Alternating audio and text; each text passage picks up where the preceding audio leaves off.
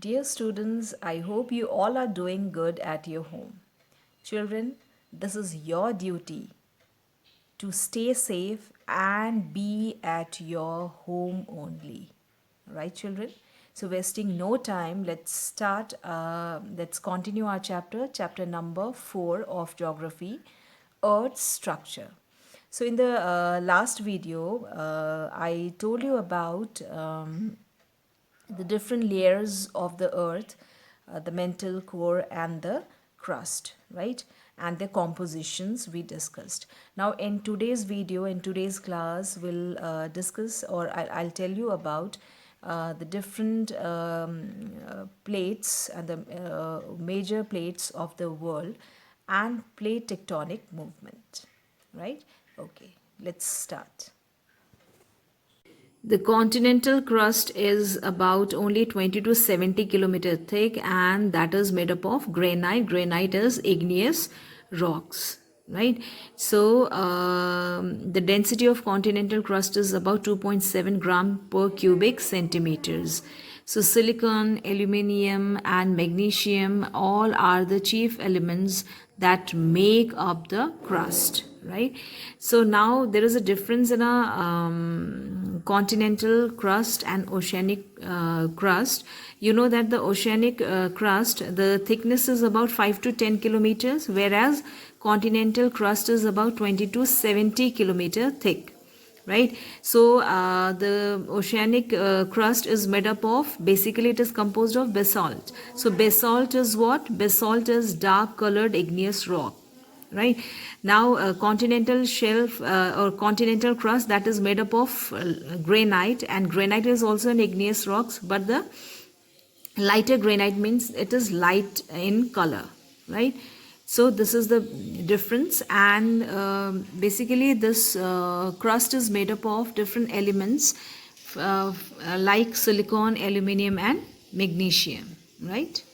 Lithosphere and the plate tectonics. The most well-known feature associated with the Earth's lithosphere is plate tectonic movements or tectonic activity. Tectonic activity describes the interaction of the huge slabs of lithosphere called tectonic plates. So tectonic plates are what? It's a huge slabs which keep on moving, and they interact, they collide, and they not only collide, they can after colliding, they could get apart from each other. So that's plate tectonic movements that describes the interaction of these huge slabs of lithosphere, and that is known as plate tectonic movements or tectonic plates movement. So there are 15 major tectonic plates. Number one is the North American, Caribbean plate, South American plate, Scotia plate, Antarctic plate, Eurasian plate, Arabian plate, African plate, Indian, Philippine, Australian, Pacific, Juan de Fuca plate, Caucasus plate, and Nazca plate. So these are the 15 major tectonic plates of the world. Most tectonic activity takes place at the boundaries of these plates, where they may collide, tear apart, or slide against each other. The movement of the tectonic plates is made possible by thermal energy. So thermal means heat energy. From the mantle part of the lithosphere, thermal energy makes the rocks of lithosphere more elastic. Tectonic activity is responsible for some of Earth's most dramatic geologic events like earthquakes, volcanoes, orogeny, that means mountain building process or mountain building, and deep ocean trenches, depressions, can all be formed by tectonic activity in the lithosphere. Tectonic activity can shape the lithosphere itself. Both oceanic and continental lithospheres are thinnest at rift valleys and mid-ocean ridges where tectonic plates are shifting apart from one another, and at these zones the lithosphere is only as thick as the crust. So Earth's tectonic movement not only responsible for for uh, generating earthquakes or volcanoes, but it is also responsible for orogeny. That means mountain building and formation of trenches. For example, here are the two plates, plate 1 and plate 2. Plate 1 and plate 2, this is the state of colliding with each other. Plate 1 is colliding with plate 2. So what happens is, the stronger one, the stronger plate will lift up, and the weaker plate, weaker one, will subduct down. So the stronger plate, stronger one, will form a mountain, and the weaker plate, which is going down, so that plate will make a trench, a depression, right?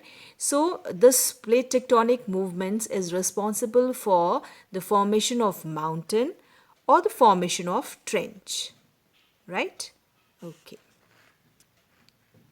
On the basis of its composition, the crust is generally divided into two parts, CL, Sima. So CL means what? The outer lighter part of the upper crust or the CL zone. That means, so CL means silicon and aluminium are the two most important constituent elements of this outer part of the crust, whereas it is due to the domination of what?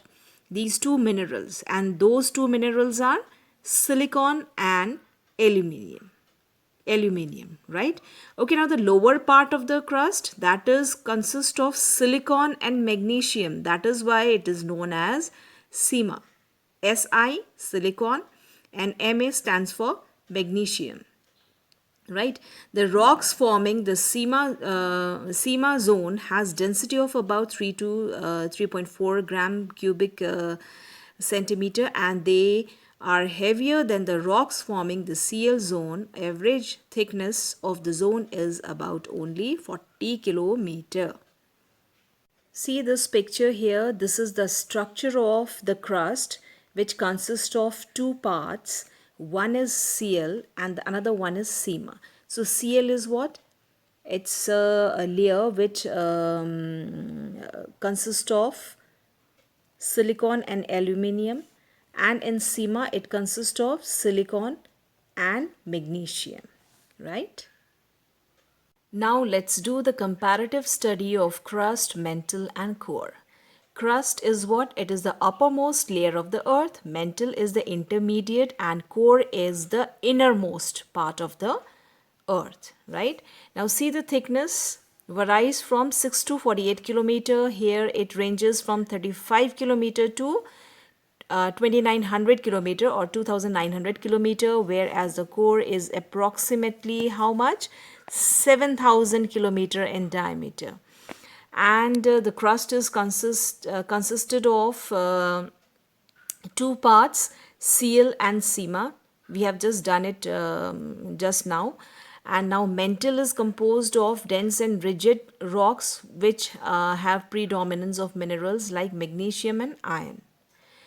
And in core, knife is there, that is, it consists of nickel and iron, right? So this is the comparative study between crust, mantle and core, and this chart is very, very, very important. Come to the glossary part, children. Lithosphere, as we all know, lithosphere is what? It's a solid crust of rocks forming the surface of the earth. Crust is what? It is the uppermost layer of the earth, and mantle is intermediate, and whereas core is what?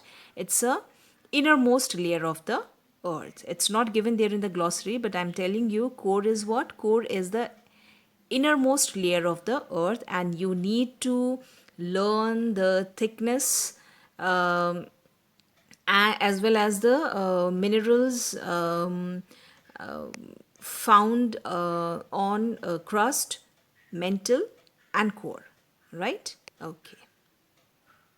That's all for today, children. We have completed the chapter, and along with this video, you'll get the assignment. And I want everybody doing their work, their assignment, and sending it back to my mail ID on time.